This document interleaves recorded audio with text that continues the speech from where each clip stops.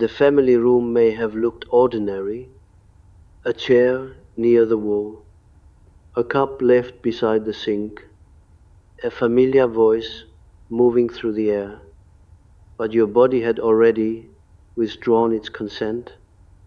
It stopped playing along before you did.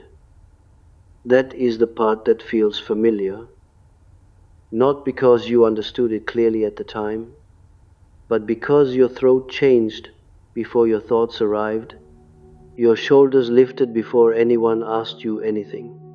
Your stomach dropped at the sound of a certain footstep, a certain pause, a certain name spoken from another room. Nothing dramatic had to happen. No door had to slam. No one had to raise their voice. The room itself had become enough. For a long time, you may have called this sensitivity. You may have believed you were simply tense, difficult, easily affected, too alert, too aware of tone. But that was not the deepest truth. The body was not being dramatic. It was refusing to continue a performance that the mind had learned to defend. In a house where danger is not always visible, the child becomes a listener before becoming a person. You listen to the weight of silence.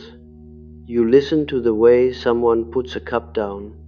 You listen to the difference between a tired sigh and an approaching storm. You learn the family weather without being told there is weather. And later, when you are grown, your body still reads the same room as if the old conditions have not ended. This is why the nervous system stops pretending long before the personality is ready.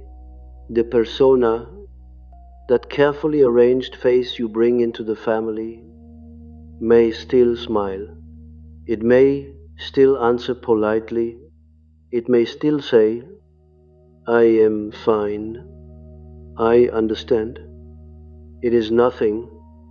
Do not worry about me." But beneath the polished surface, the jaw tightens, the breath becomes shallow, the eyes move toward the door, the spine stiffens at the first sign that the old role is being summoned.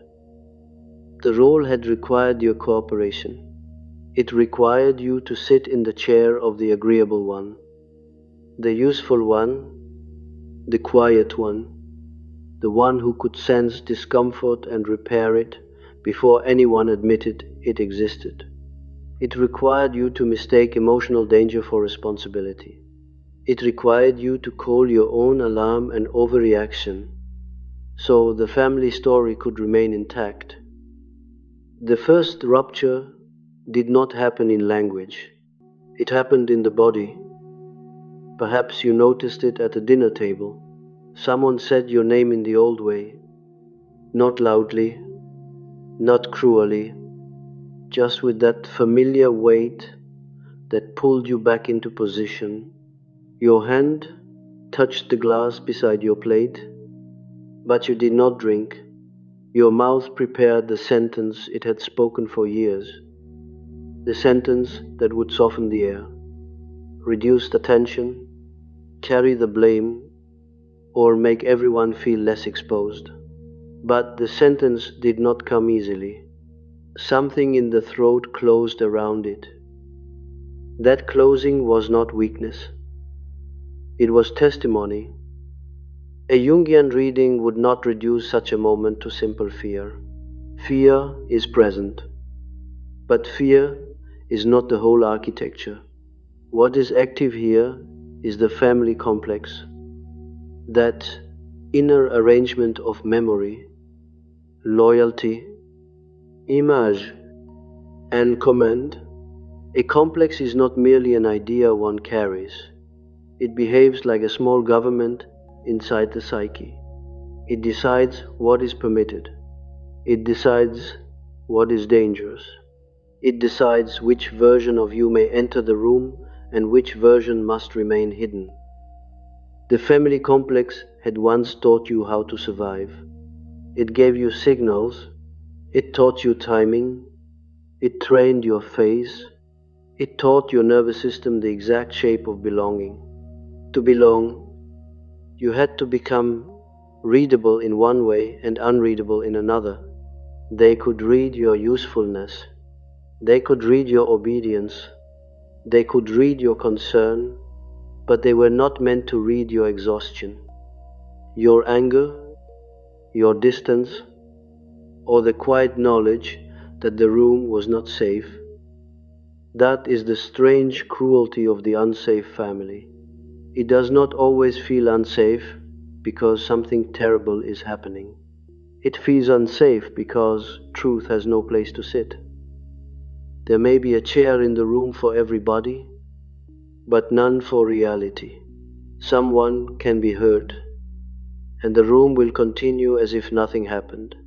Someone can be humiliated, and the conversation will move to ordinary things. Someone can disappear into silence, and the family will call it mood, attitude, distance, or disrespect. The system protects itself by making the most aware person seem like the problem.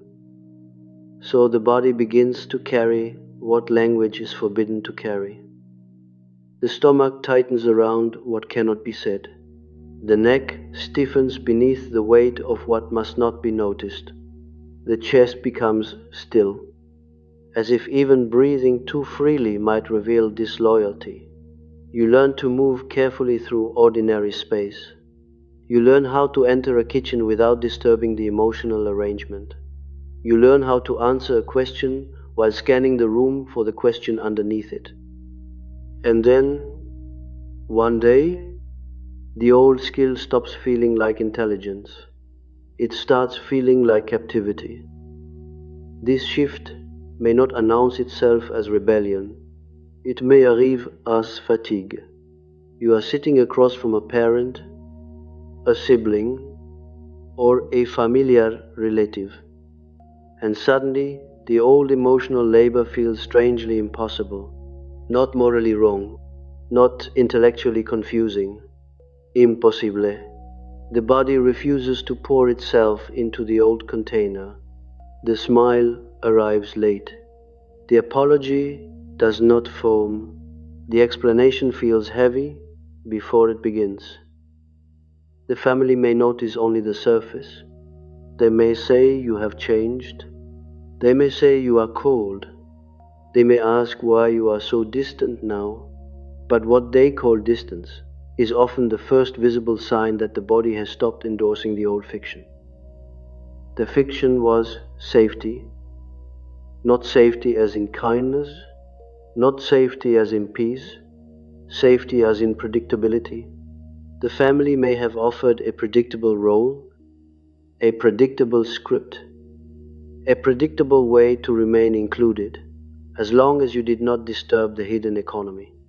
You knew who to become, you knew where to stand, you knew when to speak and when to disappear. That predictability can feel like safety to a child because the child has no other map. But predictability is not safety when it requires self-abandonment. A child does not know this. A child only knows that the room settles when they become smaller. The room becomes less tense when they stop needing. The atmosphere improves when they become useful, charming, quiet, invisible, reasonable, or forgiving. The child observes the emotional weather and slowly builds a self around it. This is how the persona forms around the wound. It is not fake in the shallow sense. It is not a mask chosen for vanity. It is a mask chosen because the unmasked face was too costly. The persona says, I can manage this. I can be what the room needs. I can make myself acceptable.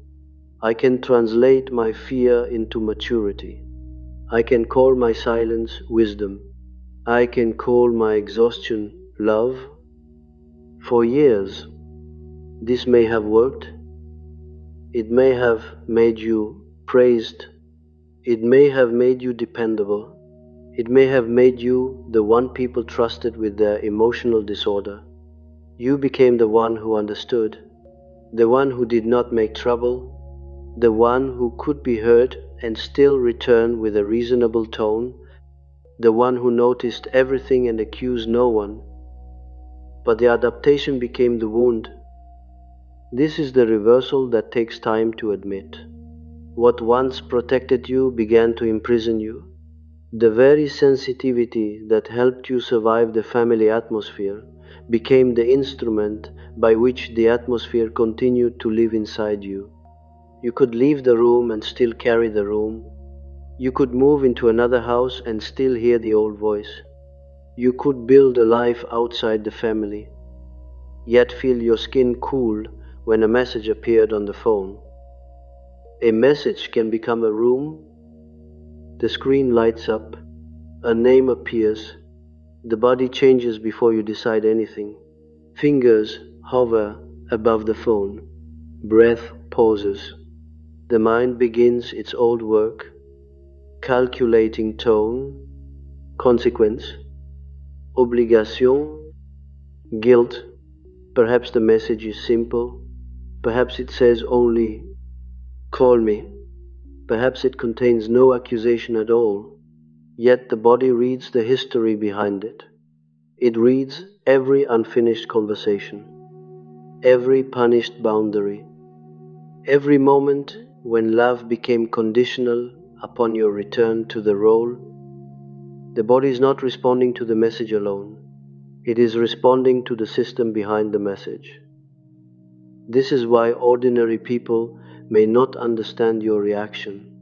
They see a phone, you feel a hallway, they see a family member reaching out, you feel the old chair waiting for you, they see a conversation, you feel the entire arrangement asking you to become someone you can no longer inhabit. The old explanation no longer held. You may have spent years explaining your own reactions away. I am tired. I am stressed. I am too sensitive. I should be kinder. I should be more patient. I should not take things so personally. These explanations allowed the family image to remain protected. If the problem was your sensitivity, then the room did not have to be questioned. If the problem was your mood, then the structure did not have to become visible. But a body can only be recruited into denial for so long. Eventually, the body becomes less obedient than the mind. It stops softening when the old voice demands softness. It stops relaxing in rooms where truth is not allowed to breathe. It stops feeling guilty on command. It stops accepting the family's definition of peace. Especially when peace means everyone else remains undisturbed while you disappear inside yourself. This is not yet freedom. It is not clean. It is not noble in the way stories like to make things noble. It can feel clumsy, even frightening. You may stand in the same kitchen where you once performed ease and find that your face no longer knows how to arrange itself. You may hear laughter and feel no warmth. You may be hugged and feel your body lean away before you can correct it. You may sit at the table and notice that your feet are planted too carefully, as if preparing to leave while pretending to stay. That is a severe moment. Not because you hate them. Hatred would be simpler. Hatred would give the mind an explanation it could hold. The more difficult truth is that the body has stopped believing in the safety of the bond. While the mind may still be attached to the image of family, the mind remembers birthdays, meals, and sacrifice, shared stories, moments of tenderness, and the old hope that one day the room might become what it claimed to be. The body remembers the cost. Two memories live in the same person. One memory says, "This is my family." The other says, "I cannot breathe here." To live between those two memories is exhausting. It creates a strange doubleness. You may speak normally while feeling far away. You may participate in conversation while tracking exits. You may laugh at the appropriate moment while noticing that the laugh does not enter the chest. This is not deception in the ordinary sense. It is division.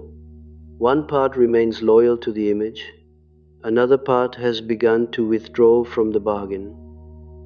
In Jungian language, this is where the shadow begins to press against the persona. The shadow is not merely what is evil or shameful. It is also what had to be exiled in order for the approved identity to survive. In the family room, your shadow may contain anger, clarity, refusal, disgust, grief, strength, and the unpolished truth of your own perception. The persona says, "Stay kind." The shadow says, "This is not safe." The persona says, "Do not create conflict." The shadow says, "Conflict already exists." The persona says, "Protect the bond." The shadow says, "The bond has been protected at your expense."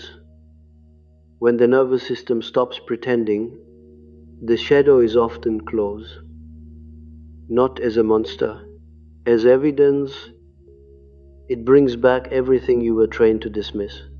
The flinch, the tightened jaw, the sudden numbness, the way your voice becomes smaller around certain people, the way your mind goes blank when asked a simple question by someone who once made simple questions dangerous, the way your body prepares for blame before blame appears. These are not random fragments, they are the body's archive. A family can train the body through repetition, not always through dramatic scenes, but through thousands of tiny lessons. A look that meant stop, a silence that meant you went too far, a sigh that meant you were selfish, a change in tone that meant affection was being withdrawn, a joke that carried humiliation, then punished you for noticing, a confession of pain that somehow ended with you comforting the one who hurt you. Over time, the body learns the hidden grammar. It learns that some subjects are locked doors. It learns that some truths must be translated into politeness. It learns that anger in others is weather, but anger in you is betrayal. It learns that your need creates tension, while their need creates duty. It learns that the family can survive your pain as long as you do not name it too clearly. And then the naming begins without words. The skin cools, the throat closes, the hands become still, the eyes stop seeking approval. You begin to notice that your body no longer moves toward the old repair. It does not rush to explain.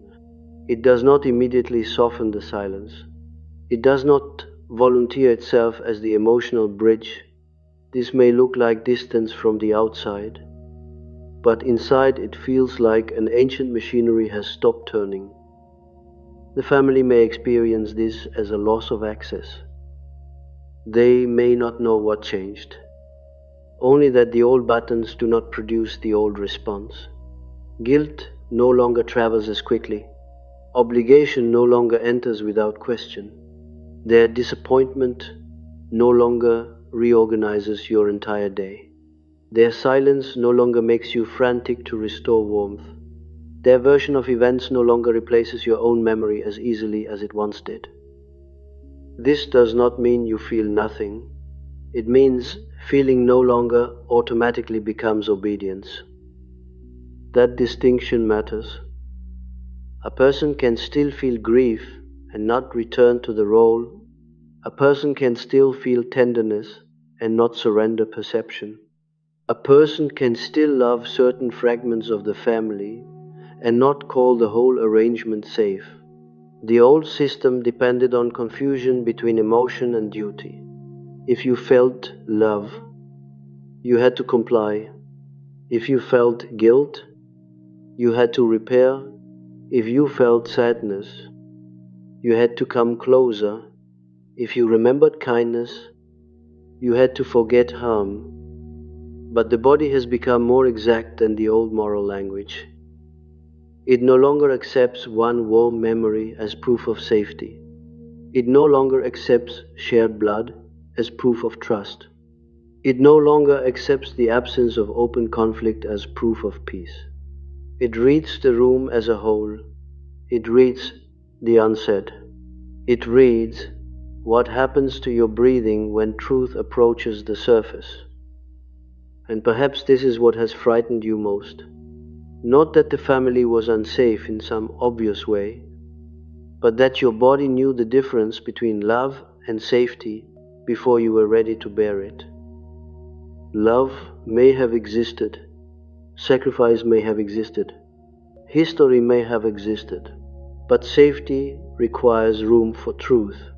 Safety requires that your perception not be treated as disloyalty.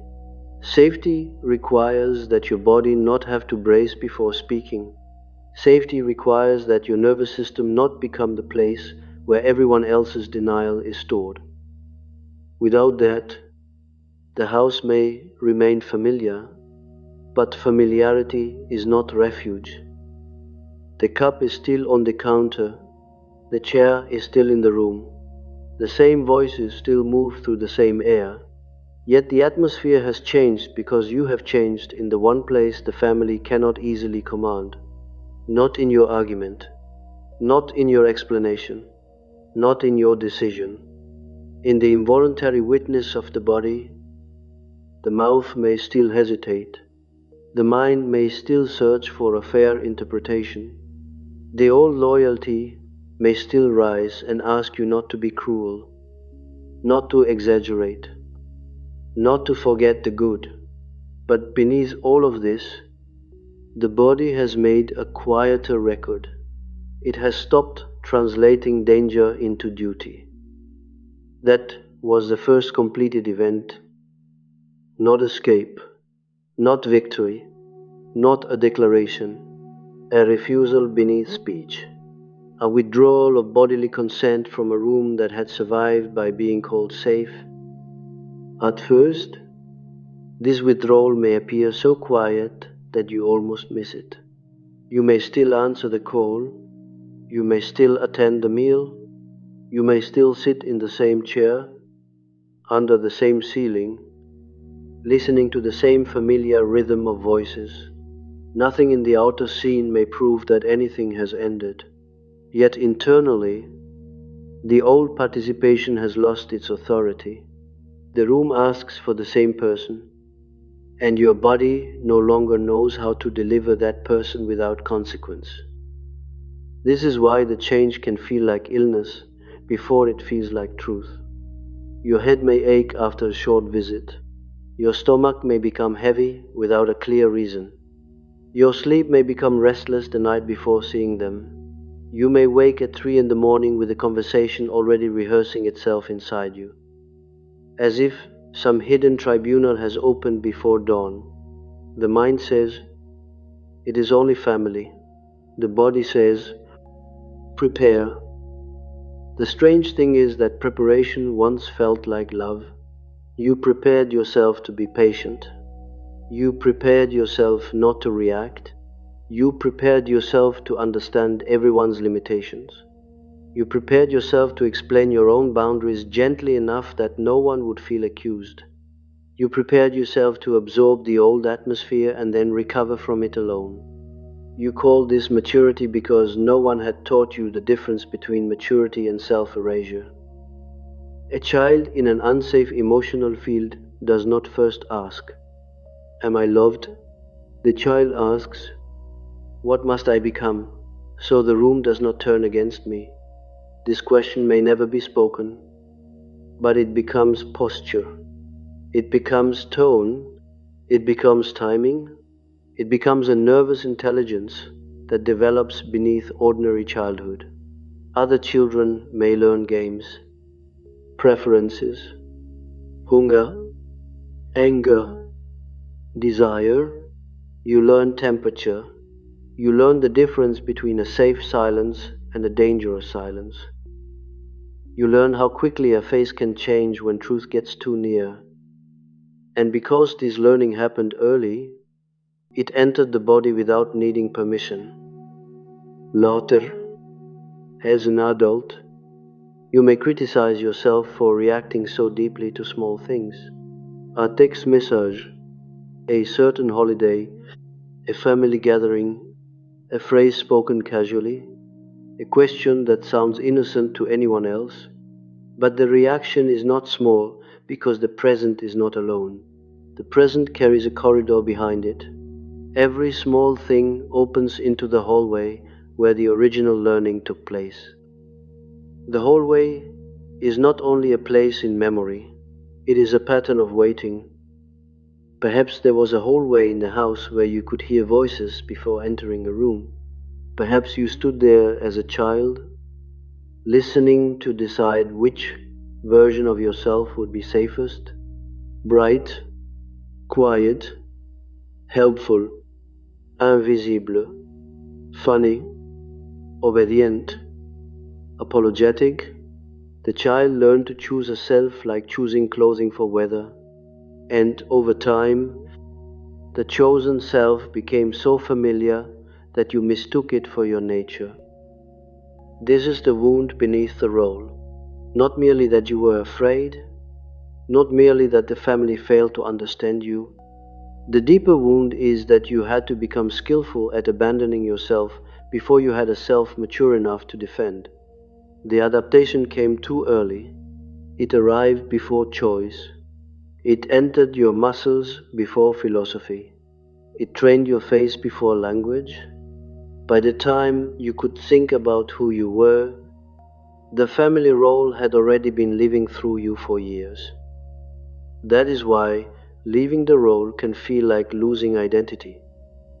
The body refuses, and the mind panics. If I am not the one who understands, who am I? If I do not soften the room, will I still be loved? If I stop translating everyone's pain, will I become cruel?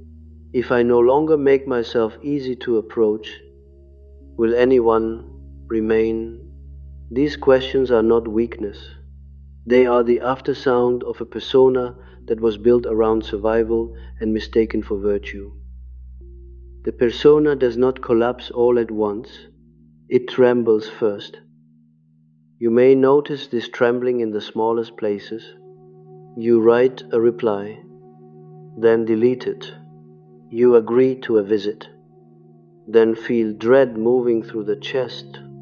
You hear yourself saying, "Of course, it is fine," while another current inside you says, "No." You smile at a family remark and feel your mouth become foreign.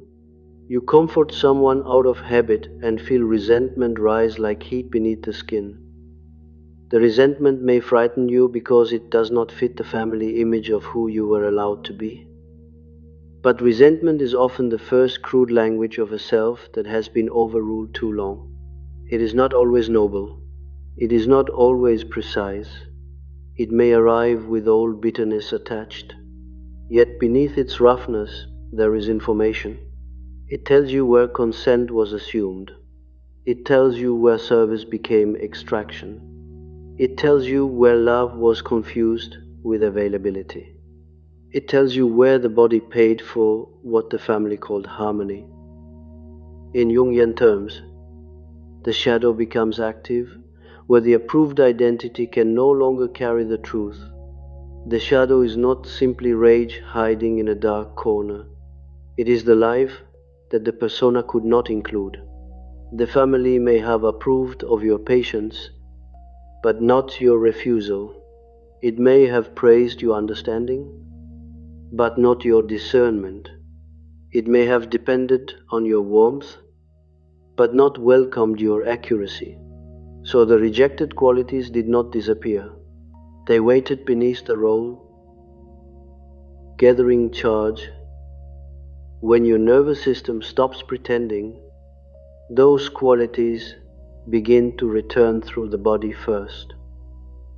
The voice becomes lower, the eyes stop pleading, the hands no longer rush to fix the cup that someone else knocked over. The old guilt still arrives, but it no longer fills the whole room inside you. There is space around it now, a strange space, not peace, not comfort, space. The family may interpret this space as coldness because they were accustomed to immediate access. They knew how quickly you would respond. They knew the speed of your apology. They knew the way your face changed when someone became disappointed. They knew, perhaps unconsciously, that your body could be used as a stabilizing object. If the room became tense, you would absorb it. If someone became wounded by truth, you would soften the truth. If an old pattern threatened to become visible, you would quietly help it become invisible again. This was the old emotional economy. No one needed to name it. In fact, naming it would have endangered it. The system worked because everyone could pretend it was natural. You were simply thoughtful. You were simply sensitive. You were simply mature. You were simply the one who cared. These words may have sounded like praise, but they often functioned as assignments. Once a family names you the caring one, it becomes difficult to stop caring in the form they prefer. But your body does not obey family titles forever. It may continue for decades. It may endure holidays, crise, réconciliation, promises, disappointments, and repeated returns to the same chair. It may keep translating danger into responsibility long after you have built an adult life. But beneath the endurance, there is a limit. The limit may not be moral, it may be physical. A moment comes when the body cannot produce the old warmth without becoming false to itself. This is why you may feel no dramatic decision inside the change. It is not always, I choose to withdraw. Sometimes it is, I can no longer enter that state. The old door opens, but the body does not step through. The old voice calls, but the spine does not bend in the same way. The old guilt appears, but it cannot find the same doorway into your obedience. Something in you has become unavailable to the command. Not unavailable to love, not unavailable to memory, not unavailable to grief, unavailable to the old arrangement that required you to betray your inner evidence in order to remain acceptable. That distinction is subtle, and families often refuse subtle distinctions. They may prefer simple accusations. You are selfish, you are distant, you think you are better, you have changed, you are punishing us. These interpretations protect the family from a more severe question. What if your distance is not punishment, but accuracy? Accuracy is painful in a family that survives through vagueness. The vague family can tolerate feelings as long as they are not too exact. You may say you are tired. You may say you have been stressed. You may even say you are hurt. If you say it softly enough and do not connect it to any enduring pattern. But if you become exact, if you say, this happens every time, or this role was given to me, or my body does not feel safe here, the room may become unstable. Not because your words are violent, because the structure is exposed. The family room depends on certain objects staying in their assigned places. The chair must remain the chair. The table must remain the table. The parent must remain the misunderstood one. The child must remain the forgiving one. The sibling must remain the one who never knew. The past must remain complicated rather than named. The harm must remain accidental rather than patterned. Once one person sees too clearly, the furniture of the family psyche begins to shift. This is why the body's refusal can feel threatening even before you speak. They may sense it in your timing. You reply later. You explain less. You no longer lean forward with the same anxious readiness. You let silence remain in the room without rushing to decorate it. You allow disappointment to belong to the person feeling it. You do not immediately turn someone else's discomfort into your assignment. These are small changes, but to a system built on your automatic participation, they feel enormous. The old role needed speed. It needed you to respond before reflection. It needed your mouth to apologize before your anger could arrive. It needed your body to move toward repair before your perception could organize itself.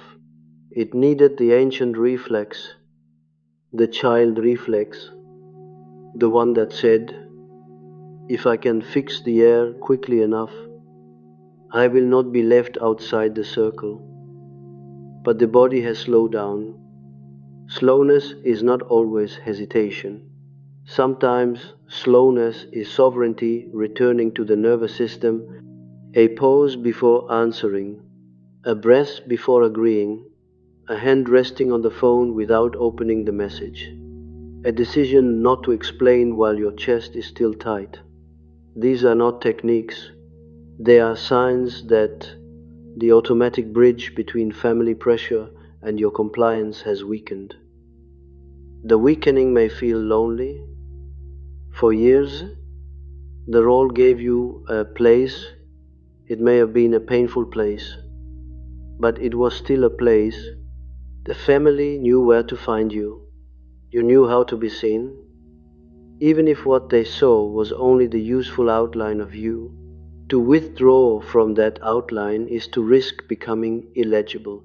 People who loved your role may not immediately know how to love your reality. Some may not want to know. Some may wait for the old version to return, as if this new stillness is only a mood that will pass. But the body has crossed a line the family story cannot easily uncross. The line is not made of anger. Anger may be nearby, but it is not the essence. The line is made of recognition. The room is familiar and still not safe. The voice is known and still your throat closes. The person may love you in the way they understand love, and still your body braces against the cost of that love. This recognition is severe because it refuses to let affection erase consequence. The family story often tries to use affection as a solvent. It says, "But they love you." It says, "But they did their best." It says, "But they also suffered." It says, "But they are getting older." It says, "But family is family." Each sentence may contain some truth, and still none of them cancels the body's record. The body does not deny complexity. It simply refuses to let complexity become another name for self-abandonment. This is where the old guilt becomes less persuasive. Not absent, less persuasive. It still visits. It may arrive after a boundary, after a short reply, after a quiet holiday, after hearing that someone is upset with you. It may sit in the chest like a stone and ask whether you have become cruel. But now, for the first time, guilt is no longer allowed to be the only witness. The body speaks beside it. Memory speaks beside it. The pattern speaks beside it. And the chair in the room begins to look different. It is no longer merely where you sat. It is where the old self was arranged. It is where you learned to hold your breath and appear calm. It is where you turned your own alarm into politeness. It is where you became the one who could bear what no one else wanted to know. To see the chair this way is not to dramatize the past. It is to restore meaning to gestures that were once dismissed as ordinary. The ordinary was never empty. The family table, the hallway, the phone, the cup, the closed door, the tone of a voice from another room, these were not neutral details. They were the instruments through which the complex taught your body what was permitted. And now those same details reveal the truth that the family narrative tried to conceal. Your nervous system did not suddenly become difficult. It finally stopped assisting in its own misreading. That is why the change feels both quiet and irreversible. The old performance may still appear in fragments. You may still over-explain on a tired day. You may still become small around a certain person. You may still feel your mouth reaching for the old apology, but now something watches. Something notices the performance as performance. The identification has cracked. You are no longer entirely inside the role while playing it. This crack is the beginning of inner separation. Not separation from people in the external sense. Though that may happen, a deeper separation occurs first. The self begins to separate from the persona that was built for the family room. The body begins to separate from the fiction of safety. Perception begins to separate from loyalty. Memory begins to separate from the official story. And once these separations begin, the old unity cannot be restored by sentiment. The family may want the old unity back. They may not call it unity. They may call it normal. They may say they just want things to be like before, but before often meant your body carried the contradiction silently. Before meant the family could remain intact because the cost was hidden inside you. Before meant the room could be called peaceful because your truth had not been allowed to disturb it. The body has stopped paying that price without protest. It may protest through fatigue, through distance, through a refusal to answer quickly, through numbness where warmth once appeared on command, through a sudden need to leave the room, through an inability to keep pretending that a familiar place is a safe place. These protests are not always elegant. They may embarrass you, they may confuse you, they may make you feel older than your years, but they are honest in a way the old persona could not afford to be. The persona preserved belonging by editing reality.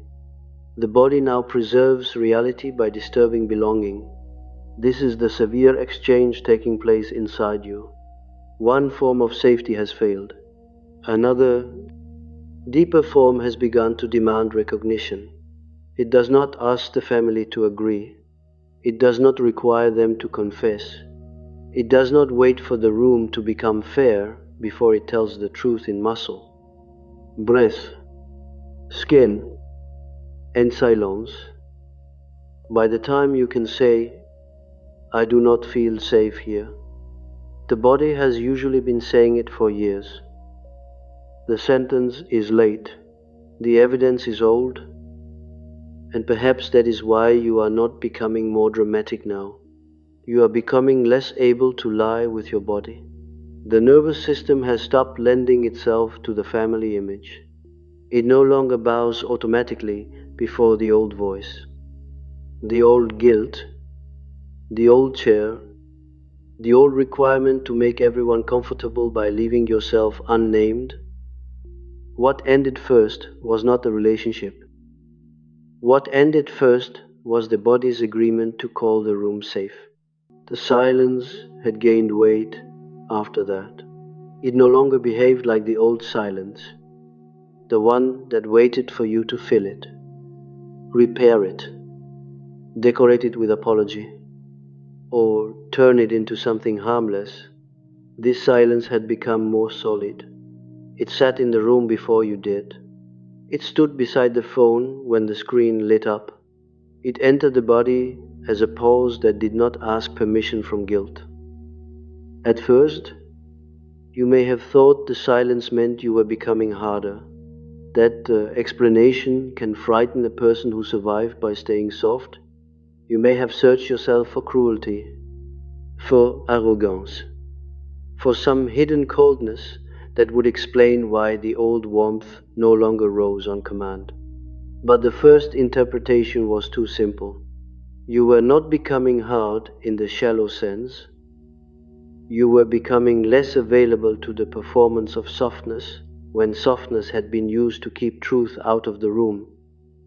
The family may still speak to the version of you they remember. They may send messages to that person. They may use the tone that once produced immediate movement in your chest. They may offer the small injury, the wounded phrase, the disappointed pose, the suggestion that you have forgotten where you come from, and something in you may still feel the hook. The body may tighten, the fingers may hover, the old corridor may open behind the present moment. But the hook does not hold as deeply.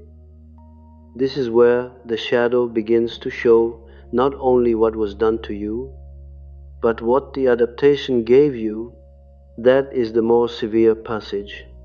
Until now, you could see the family room as the place where you lost safety, lost ease, lost permission to be direct. But the psyche does not survive only by being wounded. It survives by making arrangements with the wound. And one of those arrangements may have been this. Being the one who sensed danger gave you a place above the danger. That place was not joy, it was not freedom, but it was a kind of control. You could feel before others named. You could predict before others admitted. You could step in before conflict ripened. You could manage the air with a glance, a sentence, a softened voice, a quick forgiveness. The role hurt you, but it also made you necessary. And necessity can become intoxicating when being known was never secure. This is not blame, it is precision. A child who cannot be safely seen may choose to become needed. The needed child is harder to discard. The useful child has a function. The one who understands too much becomes important to the emotional machinery of the house. If you could not sit in the chair of the beloved one, perhaps you could sit in the chair of the indispensable one, and for a long time, that chair may have felt like belonging. Here is the shadow shock. You were not only trapped by the role, some part of you also learned to hide inside it. That sentence may resist you. It may feel unfair at first. Because the cost was real. You did not invent the atmosphere. You did not create the family's refusal to know itself. You did not choose the early terms under which your body learned vigilance. But once the role became identity, it offered secret protections. If you remained the sensitive one, the aware one, the one who could read everyone, then you did not have to face the terror of being ordinary. Un met separate, and no longer central to the family's emotional weather. The role injured you, but it also organized you. Without it, a great emptiness appears. Not dramatic emptiness, a practical one. What do you do with your hands when you are not fixing the room? What do you say when you are not translating tension? Where do your eyes rest when they no longer scan faces for danger? How do you sit in the chair when the chair is no longer a station of service? The body may not know at first. It may feel clumsy. unemployed, almost guilty for not being used. This is why the nervous system may resist freedom even while craving it. The old pattern had an intelligence. It told you what mattered. It gave you tasks. It gave you a way to measure your worth. If someone was upset and you could calm them, you existed. If someone was chaotic and you could understand them, you mattered. If the room was tense and you could make it breathable, you had a function. The tragedy is that your worth became tied to the relief you could provide for a room that rarely asked what it cost you. The family complex does not vanish simply because it is seen. It changes shape. Once you stop cooperating outwardly, it may continue inside as accusation. It may speak in the voice of conscience, but it is not always conscience. Sometimes it is only the old rule dressed in moral clothing.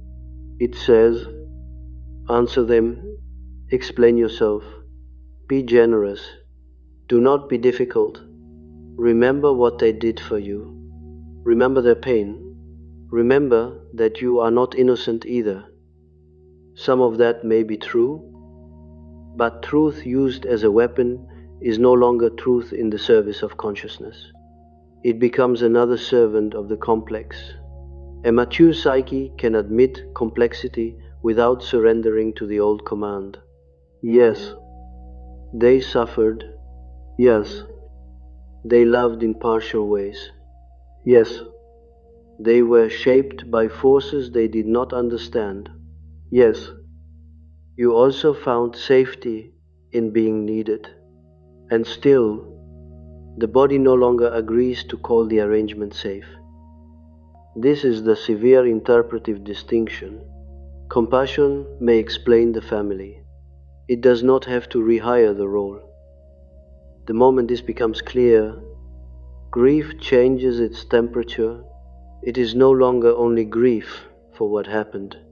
It becomes grief for the self you kept postponing, the self that might have spoken more directly, the self that might have wanted without guilt, the self that might have rested without earning rest through usefulness, the self that might have entered the room without immediately becoming responsible for its emotional balance.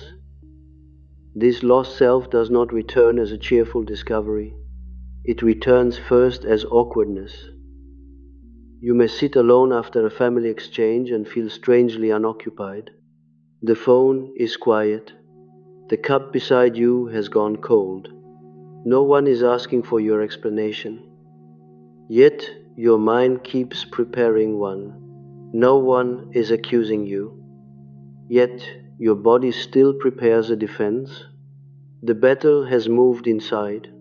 The family room has become an inner room, and your nervous system still enters it at the old hour. A dream of this kind appears again and again in the symbolic life of the psyche.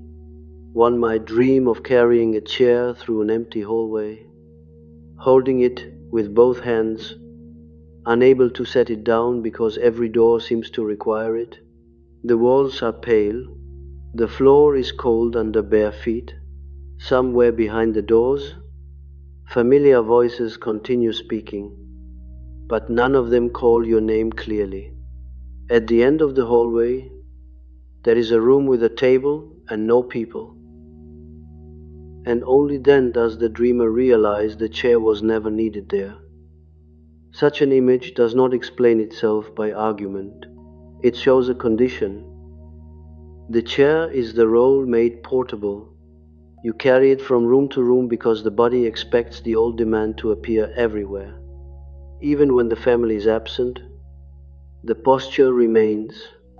Even when no one asks you to sit in the old place, you bring the old place with you. That is how deeply a complex can organize the body. It turns a childhood position into an adult reflex. But the dream also reveals the absurdity of the inheritance. At the end, the chair is not required, the room is empty, No one is waiting to judge whether you have carried it correctly. This does not bring comfort, it brings exposure. The burden was real, but the continuation of it had become automatic. The body had learned to serve a command even when the commander was no longer present. That is where individuation begins to cut against loyalty. Individuation is not rebellion for its own sake. It is not the ego announcing independence with a loud voice. It is the painful separation of the living self from the inherited images that have possessed it. In a family complex, the inherited image may be the good child, the loyal one, the rescuer, the reasonable one, the one who never makes the wound larger by naming it. To separate from this image is to feel, for a while, like a traitor to the only form of belonging you knew. The body feels that betrayal before the mind can dignify it. Your stomach may tighten after saying no. Your face may become hot after giving a shorter answer. Your throat may ache after refusing to explain. You may feel the impulse to repair, not because repair is needed, but because the old identity feels endangered. The persona trembles when it is no longer believed. It does not disappear gracefully. It tries to convince you that without it, you will lose everyone. Perhaps you will lose some forms of access. That sentence must be allowed to stand without decoration. Some people do not know how to relate to you without the role. Some family bonds are not bonds with your reality, but bonds with your function. When the function weakens, the bond appears to weaken too. This is not proof that you were wrong. It is proof that the arrangement depended on a version of you that could be used without being fully encountered. The wound was hiding somewhere else. It was not only in the harsh moment, the cold parent, the dismissive sibling, the conversation that ended badly. It was in the fact that your nervous system became the place where the family stored what it refused to know. You became the living container of unspoken tension. You carried moods before they became words. You carried guilt before anyone assigned it. You carried the shame of wanting distance from people you were told you must love without contradiction. And because you carried it well, they may have called the house peaceful. This is one of the darkest tricks of family life. The most regulated person can make an unexamined system look healthier than it is. The one who absorbs the shock prevents the structure from shaking. The one who anticipates conflict prevents conflict from revealing its source. The one who becomes quiet at the right moment allows others to believe nothing violent has occurred in the atmosphere. But quiet can be a form of evidence. Not the new quiet, the older one, the quiet of swallowing, the quiet of measuring, the quiet of becoming mature too early, the quiet of returning to your room and feeling the face fall away, the quiet of hearing laughter through a wall and knowing you could re-enter only if you left your truth outside the door. That quiet was not emptiness. It was an archive of adaptations too subtle to be praised and too costly to be ignored. Now another quiet has appeared. This quiet does not swallow in the same way. It observes. It does not rush to rejoin the family mood. It allows the body to remain separate even in the same room. It notices the guilt without obeying it immediately. It notices affection without letting affection rewrite the body's testimony. It notices loneliness without using loneliness as proof that the old role should return. That is the beginning of a new inner authority. Not happiness, not certainty. Authority, the right of the inner witness to remain present when the family image demands performance. The right of the body to register danger without being mocked by the mind. the right of memory to keep its shape even when others prefer a softer version, the right of the shadow to bring refusal, anger, and discernment into consciousness without becoming destructive. The shadow does not ask you to become cruel. It asks you to stop calling self-betrayal kindness. There is a difference. Cruelty enjoys injury. Discernment stops offering itself to a pattern that survives by misusing tenderness. Cruelty wants revenge. Discernment wants accuracy. Cruelty dehumanizes the other.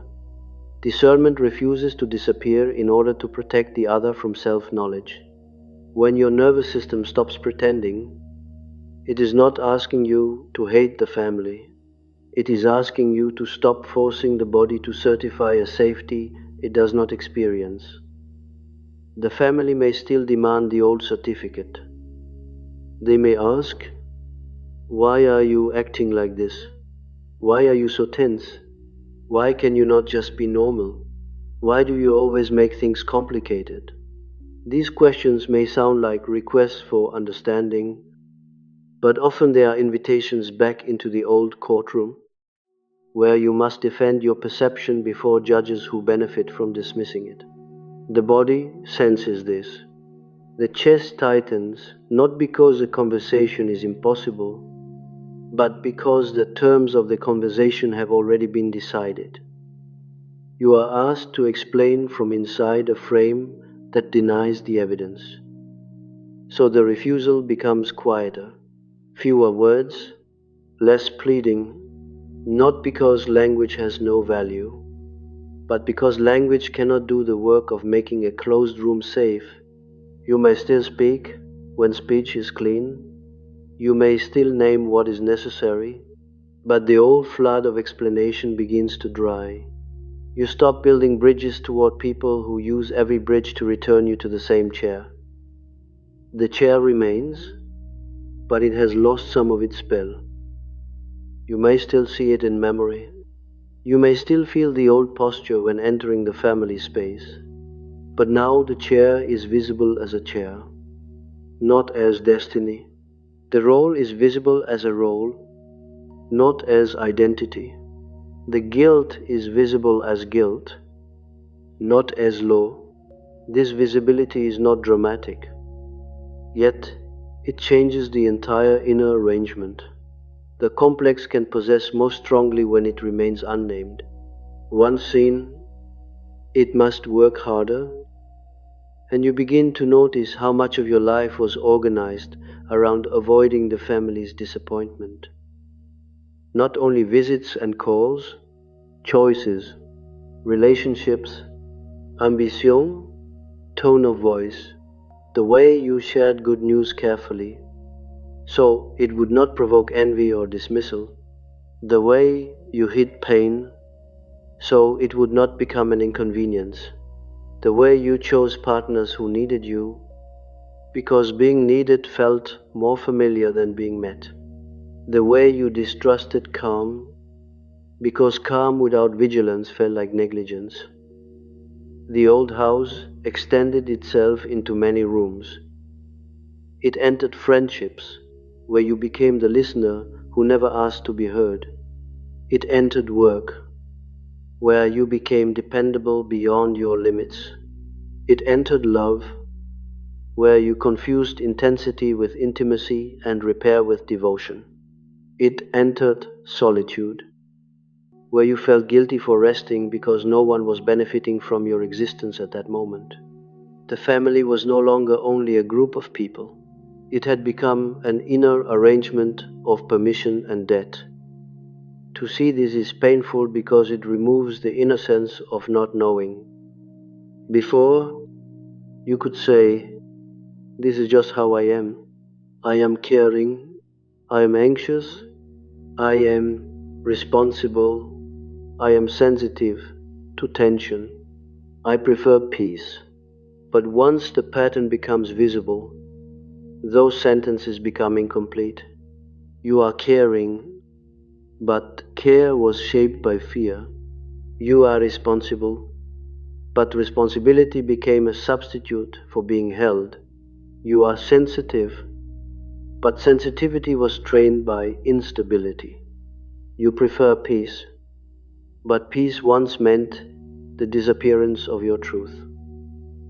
This is not an accusation against your character.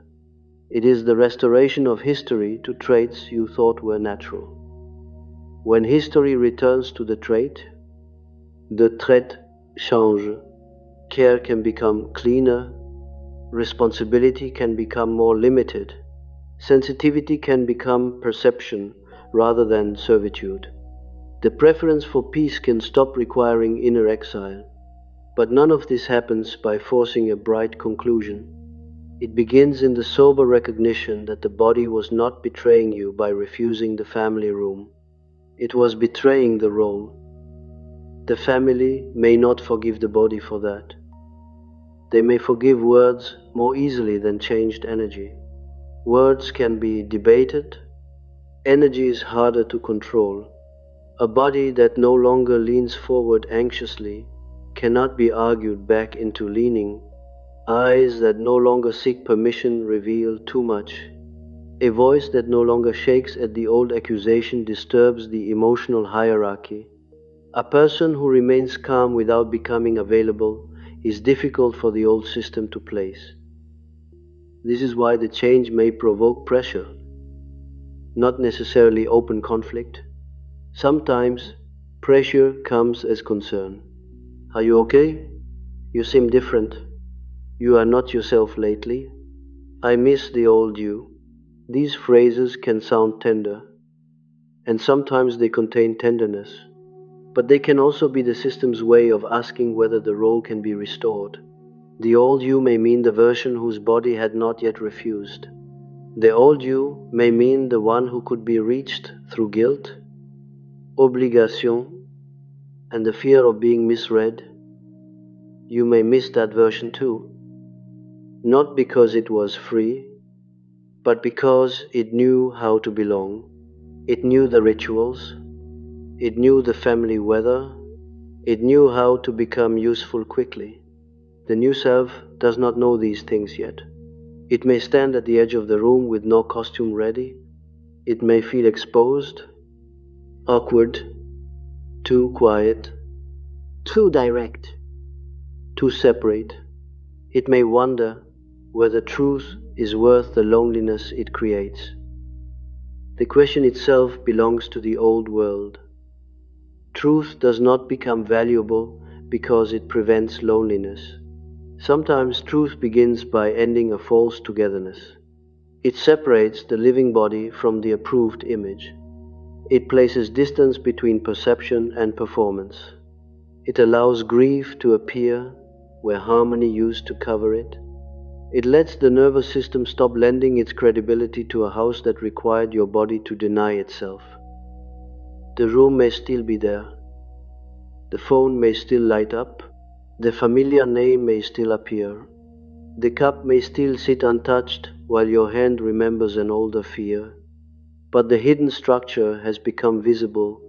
The chair is no longer innocent. The silence is no longer empty. The body is no longer merely reacting.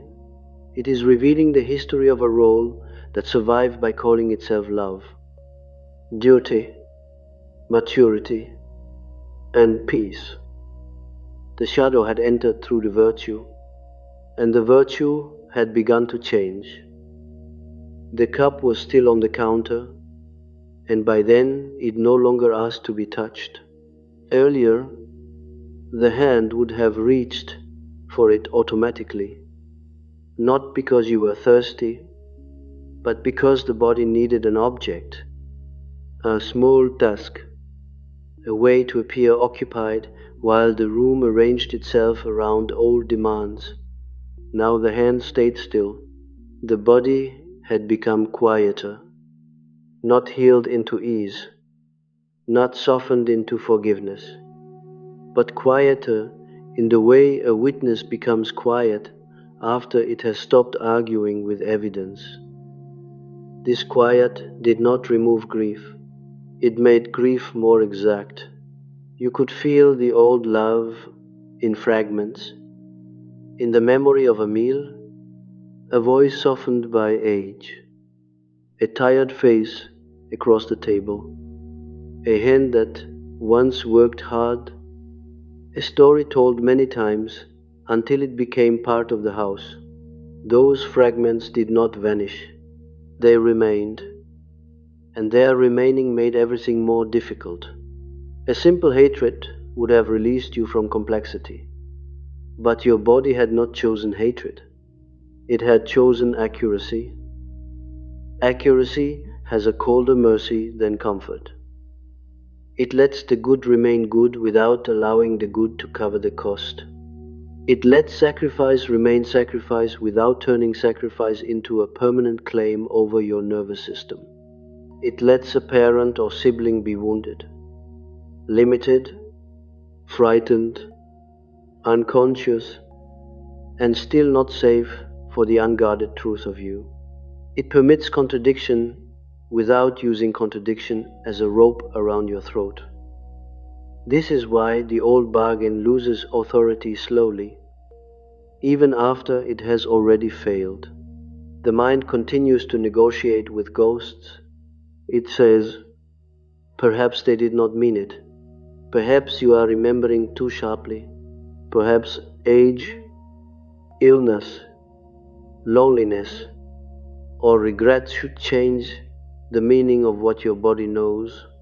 Perhaps if you were more evolved, more generous, more spiritually developed, you would not feel your shoulders rise when the old voice enters the room.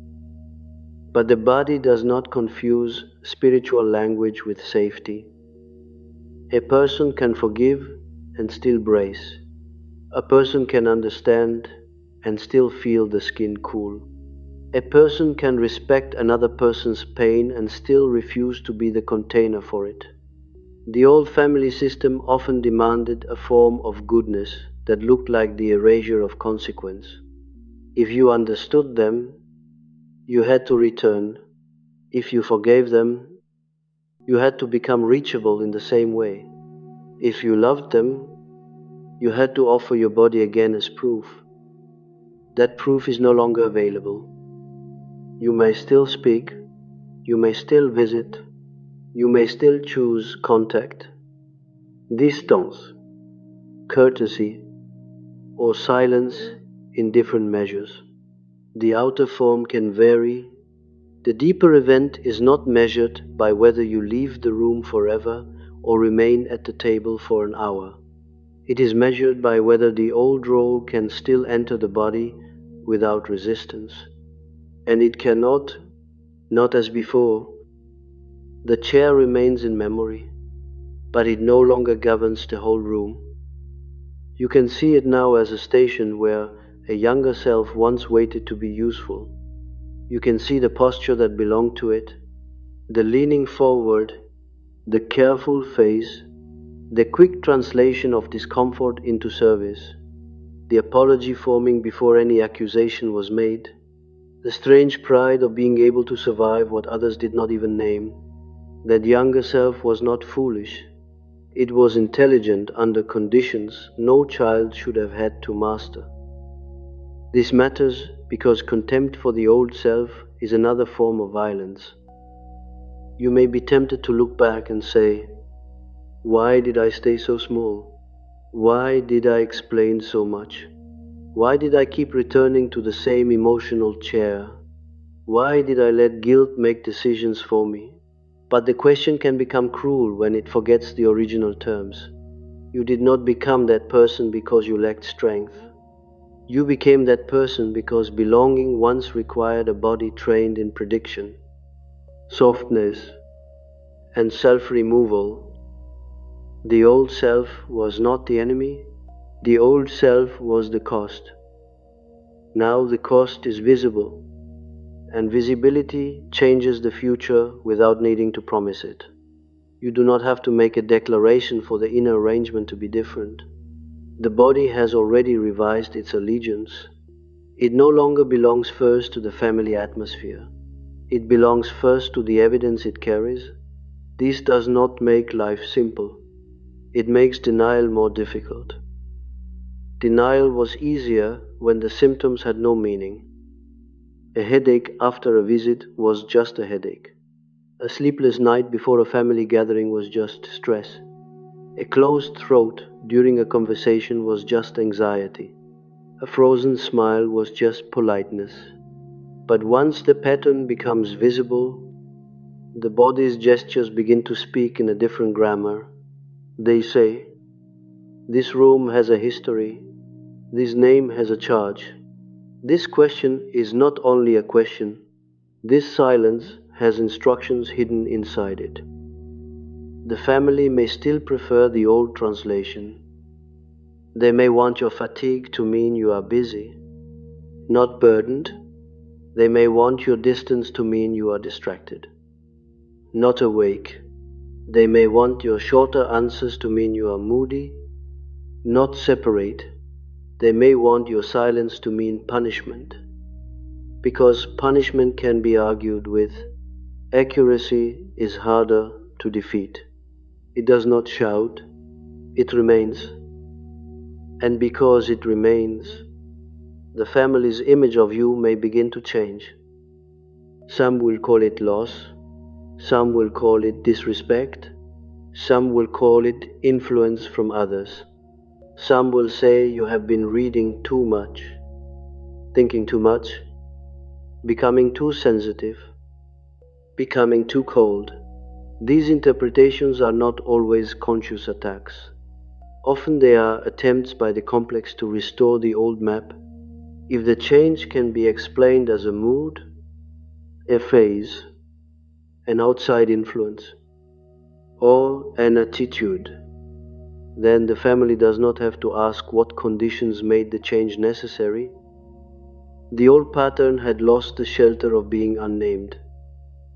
That loss is not theatrical. It may happen in very small moments. You do not answer immediately. You do not soften a sentence that is already clear. You do not laugh when the joke carries the old sting. You do not rush toward a wound that has always been used to pull you back into service. You notice the guilt rise, and instead of becoming guilt, you remain the one who notices it. This is a decisive separation. The feeling is present, but it is no longer sovereign. Guilt becomes an object in the room, not the room itself. Fear becomes a weather pattern, not the law of the house. Love becomes a truth among other truths, not the solvent that dissolves memory. The body becomes a witness, not a servant. The persona becomes a tool, not a prison. In Jungian language, this is the painful restoration of inner plurality. You are not only the good child, not only the wounded one, not only the calm one, not only the one who understands. The shadow, the rejected anger, the forbidden clarity, the unsentimental perception has entered consciousness enough to prevent the old mask from becoming absolute again.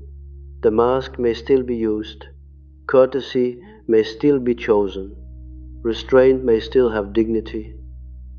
But restraint is different when it is chosen by a self that can also refuse. The old obedience depended on inner singleness. It needed only one approved voice inside you. Be kind, be quiet, be useful, be fair, be loyal. Do not make it worse. Do not become the reason the family breaks. Do not become the difficult one. Now other voices have returned, not as chaos, but as evidence. I am tired. I am angry. I do not feel safe. I remember differently. I will not translate my alarm into duty. I can love and still not enter the old chair. This return of inner voices may feel disorderly at first. You may miss the false simplicity of the old role. There was pain there, But there was also a script. You knew what to do with your hands. You knew how to place your face. You knew when to speak, when to swallow, when to become the bridge. Without that script, you may feel strangely bare, as if you are learning how to stand in a room for the first time without being assigned a function. This is not regression. It is the body leaving captivity. Captivity is not always chains. Sometimes it is the automatic apology. Sometimes it is the smile that appears before truth. Sometimes it is the way your chest tightens around another person's disappointment, as if disappointment were a command. Sometimes it is the belief that you must offer emotional access to anyone who can pronounce the word family with enough authority. The word family can become a spell when no one is allowed to examine what it demands. Once examined, the spell weakens. The word remains, but it no longer erases the body's record. It no longer makes the throat open on command. It no longer makes the spine bend toward the familiar voice. It no longer turns every holiday, illness, or accusation into a courtroom where your worth must be defended through compliance. The word can be honored in one way and refused in another. That refusal may not look heroic. It may look like leaving earlier than usual. It may look like taking one full breath before answering. It may look like keeping your hand away from the phone until the chest has settled. It may look like sitting through someone's disappointment without turning it into an emergency. It may look like saying a plain sentence and letting it remain plain. It may look like no longer explaining the entire history of your pain to a room committed to misunderstanding the first line. The body has learned the cost of over-explaining. Over-explaining once promised safety. It said, if I give enough context, they will not misread me. If I make my pain gentle enough, they will not punish it. If I prove that I am not cruel, selfish, arrogant, or ungrateful, then perhaps my boundary will be allowed to exist. But the old room often used explanation as a corridor back to the chair. The more you explained, the more material the system had for returning you to doubt. So the explanation shortens, not because truth has become smaller, because the audience has become clearer. Some truths are not rejected because they were poorly explained. They are rejected because accepting them would require the family structure to change its memory of itself. Your nervous system knows this now. It no longer spends itself trying to make a locked door behave like an open one. The door remains part of the inner landscape. Earlier, you may have watched it with fear, wondering who might enter, what tone might come through, what demand might find you. Now the door has another meaning. It marks the difference between access and invasion. It marks the right of the body to pause. It marks the end of automatic entry. Not everyone who knows your history is entitled to your interior. Not every familiar voice is allowed into the room where the self is trying to remain intact. The self is not dramatic about this. It simply becomes less porous. This decreased porousness may feel like numbness to those who depended on your openness. It may feel like coldness to those who mistook your anxiety for warmth. It may feel like distance to those who never learned the difference between closeness and access. But within you, the change is more subtle. The skin has become a boundary again. The breath has become private again. The eyes no longer hand themselves over for approval as quickly. There is grief in this privacy, because part of you may still want the impossible thing, to be fully known by the same room that trained you not to be knowable, to be relaxed where you learned vigilance, to be received where you learn translation, to have the family become safe enough that the body could finally put down its record and rest.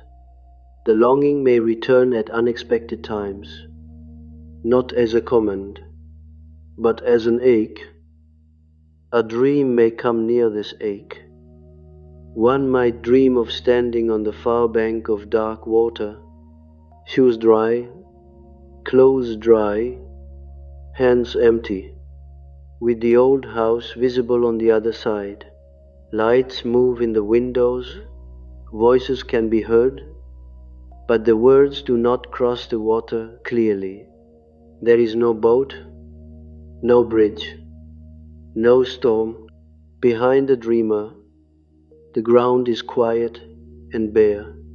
When the dreamer looks down, the body is not wet, and only then comes the realization that the crossing had already happened.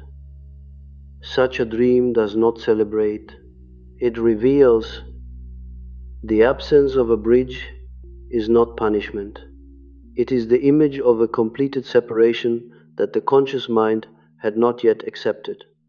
The house remains visible because memory remains. The voices remain audible because history remains. But the body stands on different ground. It is not waiting for permission from the old side. It is noticing that the distance was already real. This is the sober truth of the threshold. You may have thought the change would feel like strength, clarity, or relief. More often, it feels like standing somewhere unfamiliar with the old house still in sight. The nervous system has stopped pretending, but the heart may still turn around. The body may no longer step back into the role, but memory still knows the path. This is why the integration is quiet. It does not destroy the past. It removes the past from command. The past can remain without ruling. That is not comfort. It is structure. A memory may come, a name may appear, a familiar date may arrive, a relative may speak in the old tone, the body may still respond, but response is no longer the same as surrender. The stomach may drop, and still you do not become the child in the hallway. The throat may tighten, and still you do not hand your perception back to the room. The guilt may rise, and still the old chair remains empty. Empty does not mean healed. Empty means unoccupied by the role. There will be moments when the family tries to fill that chair again. A crisis, a complaint, a sentimental memory, a sharp accusation, a sudden softness that asks for the old access without acknowledging the old cost. Each invitation may carry a different face, but the body recognizes the shape beneath it. The shape says, return to being understandable to us in the way that requires you to misunderstand yourself. The body does not move as quickly now. This slowness is the mark of the completed event. It is not a strategy. It is not a lesson. It is not a technique for managing difficult relatives. It is the residue of a deeper refusal. The nervous system has ceased to collaborate with the fiction that familiarity equals safety. It has stopped confusing intensity with truth, guilt with conscience, and family expectation with moral law. From the outside, very little may be visible. You may still be polite, you may still send a message, you may still sit through a meal, you may still help when help is clean and does not require self-betrayal. This is why others may underestimate the magnitude of what has changed. They look for visible rupture, but the real rupture happened beneath speech. The old system reached for your body and did not find the same agreement. That is enough. Not enough to make the past beautiful, not enough to make the family understand. Not enough to remove the ache of wanting safety from the people whose love was mixed with danger, but enough to mark the end of the old arrangement. A body that no longer lies cannot be fully returned to a life organized around lying. It may tremble, it may grieve, it may still remember how to perform, but the performance has lost innocence. And this is where the family complex weakens most deeply. Not when you defeat it, not when everyone admits the truth, not when the room changes its story. It weakens when it can no longer recruit your whole body into its version of reality. It weakens when your breath becomes private evidence. It weakens when your silence no longer works for denial, but for the protection of perception. It weakens when the old voice can still be heard, but no longer becomes the center of the self. The house may remain inside you for a long time. Its hallway may appear in dreams. Its chair may return in memory. Its voices may echo at certain hours. Its table may rise before you when a message appears. And for a moment the body may remember the old grammar, but now there is another witness present. The one who knows that memory is not command, the one who knows that love is not proof of safety, the one who knows that a familiar room can still be a room the body had to survive. This witness does not need to be loud. It may be the smallest stillness before answering. It may be the refusal to smile before you are ready. It may be the breath that stays with you instead of rushing towards someone else's comfort. It may be the eyes resting on the door without panic. It may be the hand leaving the cup where it is. The cup remains. The chair remains. The house remains. But remaining is not ruling. The symbols that once governed the body have become visible objects in consciousness. The chair is a chair. The door is a door. The phone is a phone. The family is the family, with its history, its suffering, its partial love, its denied shadows, its unfinished sentences. None of this disappears. It simply loses the right to rename your body's alarm as disloyalty. That is the final alteration. The nervous system did not become hostile, it became unavailable to falseness. It stopped offering peace to a room that required inner collapse. It stopped treating the family image as more sacred than the body that had to preserve it. It stopped pretending, and in that stoppage, the old bargain revealed itself as something that had survived only while your truth remained physically obedient. What had been called safety had depended on your silence. The body stopped translating what the mouth had defended.